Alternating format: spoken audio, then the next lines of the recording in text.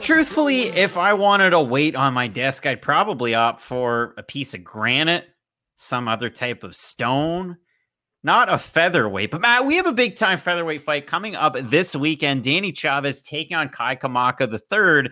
And Matt, for Kamaka III, we had a great interview with our own JHK MMA before his last fight. Unfortunately for him, he came out on the losing end against one downtown TJ Brown. And for the Fighting Hawaiian and Kamaka, while he did win in a fight of the night against Tony Kelly in his UFC debut, he implemented a lot of his wrestling. He earned 5 total takedowns in that fight.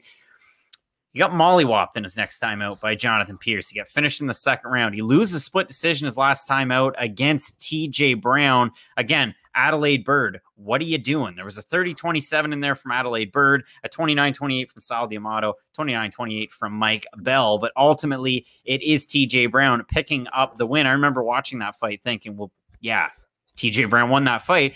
For Danny Chavez, Matt, I had a really hard time trying to approximate his ceiling in the UFC. And if we're playing MMA math, well, TJ Brown beat Kamaka and Danny Chavez beat TJ Brown. So Bob's your uncle and see you later. That's the show. But Matt, that's not so. Danny Chavez takes TJ Brown down. Now, Brown had a bad weight cut in that fight, right? So that was one of those initiators that I would think as to why Danny Chavez really pulled away. But if you look at his next time out, he gets controlled on the ground by Jared Gordon. And I'm not saying that Jared Gordon is a slouch by any means, but Jared Gordon looked like an all-world, like an all-pro. They should send him to like the top featherweight camp. They should really, Jared Gordon, front of the line. But really, when I watched that fight, it was like, okay, Danny Chavez did not look very good. So was it an isolated incident? I know you were really high on Chavez coming into the UFC. I really want to get your take on what you thought about that fight in particular against Jared Gordon, and really what we could get in this one, because you know that Kamaka is going to come with a wrestle-heavy offensive training out of Extreme Couture. I do, but like, what's Kamaka good at? You know? Wrestling. Wrestling. He is, but I've seen him get taken down too many times to stamp him as a good wrestler. Like, I saw him get taken down, 5 times against Brown?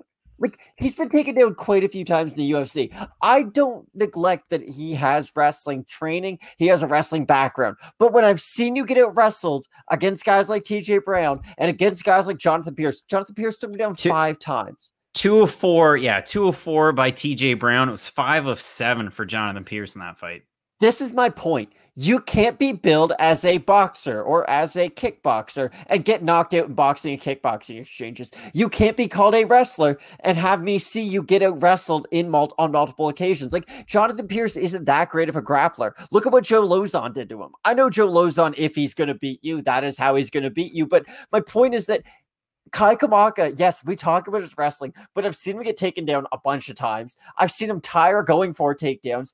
And on the feet, listen, he has decent power, but I don't think he has like this crazy power that people think. Kamaka barely has any wins by knockout when you really look at it. Like, he has a lot of decision wins, and a lot of the time it is, I'm going to go out there, I'm going to hurt my opponent maybe once, and then I'm going to try to hold him up against the cage and try to get clinch control. It's not an ineffective way of winning fights, but like, I don't think Kamaka is going to have a lot of wins at the UFC level. I've made hot takes before. I'll make them again, but I really do think Danny Chavez is at least a UFC caliber fighter. If Jared Gordon's going to beat you, he's going to beat you by going out there, getting takedowns, having top control, beating you with that top pressure. Look at how he beat Hakran Diaz. I know Hakran Diaz never really turned out in the UFC, but like, Hakran Diaz was a very, very, very good fighter, and Jared Gordon beat him in that very, very similar manner. So I really do feel like this is one of those buy low, sell high type situations with Danny Chavez, and where the odds are at. I think he's a much better fighter than he demonstrated in his last fight, and honestly, I think he's much better than Kamaka in most areas of MMA.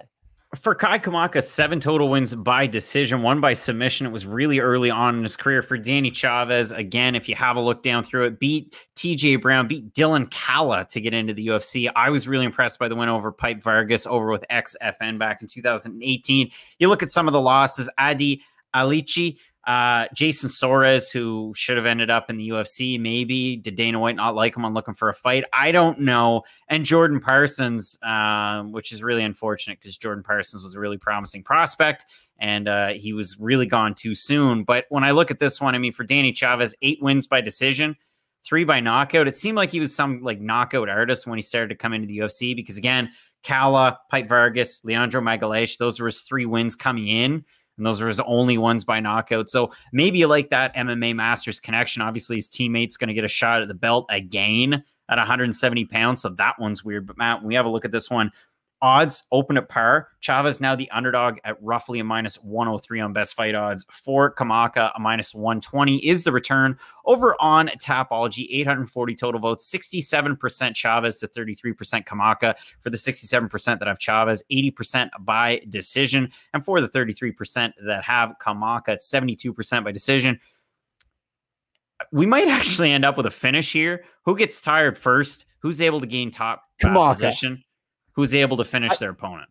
I think Daniel Chavez is the much higher likelihood of going out there and getting a finish. I know Kamaka showed some power in his last fight. He did have Brown hurt in their last fight, but again, he couldn't capitalize on it after he got them hurt. Kamaka has that like knockdown type power, but when he does try to explode after hurting somebody, he tends to hurt his gas tank more than his opponent, if anything, and it almost becomes a net negative at the end. So I really do think Daniel Chavez, just by being the much smarter fighter, can win this fight.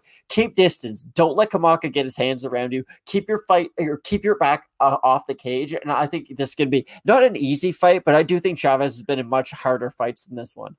8-year age gap between these two guys. The one fighter representing Miami at 34. You have Pearl City, Hawaii's Kamaka III at 26.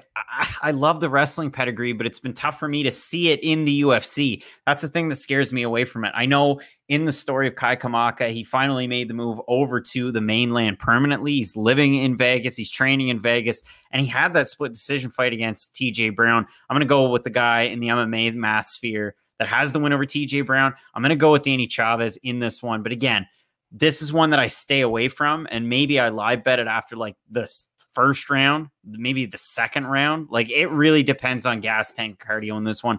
I can't wait for the fight, but both of us going with the Colombian Warrior and Danny Chavez, who's currently the underdog in this fight. I can't wait for the fights this weekend, Matt. Paperweight, featherweight, Granite Rock. We got a big fight at featherweight here. And in our main event at middleweight, you have Uriah Hall, primetime, taking on Tarzan, Sean Strickland. Can't wait for it. Keep locked in with Fight Night Picks, as we always say. Let's get into it.